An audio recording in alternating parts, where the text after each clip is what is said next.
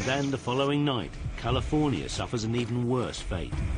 This time, a huge wave rolls the boat to 120 degrees, plunging the mast and deck underwater. The extreme force snaps the 1-ton mast like a twig. While down below, Clive Cochrane is in a semi-conscious state, having smashed his head against a hatch. It's a desperately bleak situation that'll soon spark a massive international response.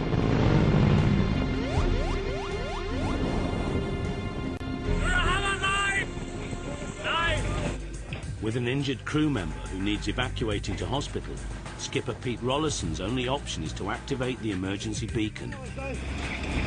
Be a good few hours.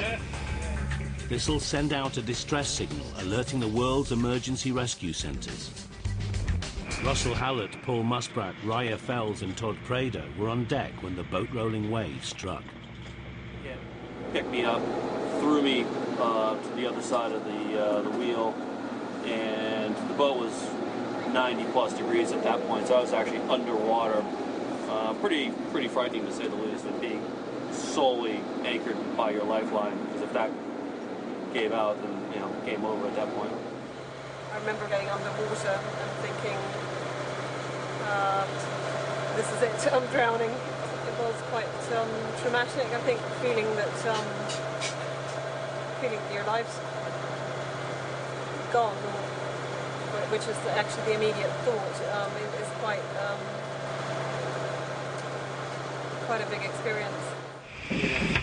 As for Paul, who was helming at the time, everything's still a bit too raw. A short while later, the Nord Nightingale arrives, and Clive is prepared for evacuation. Just be able to turn down, might be easier. Oh my God! It took at least 4 attempts for lives to be attached to the life raft that was sent over. Unfortunately, once they're up alongside you, it was fairly straightforward to get Clive and Dennis off the boat. With Clive and Dennis safe at last, California spend the next morning planning their own secure passage to San Francisco. A few days later, the California team finally get their glimpse of landfall. We have 1.531 nautical miles to finish line. By now, they've been joined by Hull and Humber, Spirit of Australia and Edinburgh Inspiring Capital. As night falls, a crowd of well-wishers join Clive in welcoming the boats in. Now they're on dry land again, they can finally put some closure on their epic adventure. All of us went through something or other when the boat went over. A few of us had, some tears and some trauma. As you come to terms with it, you find that it becomes a sense of great peace within you, a sense of enormous peace.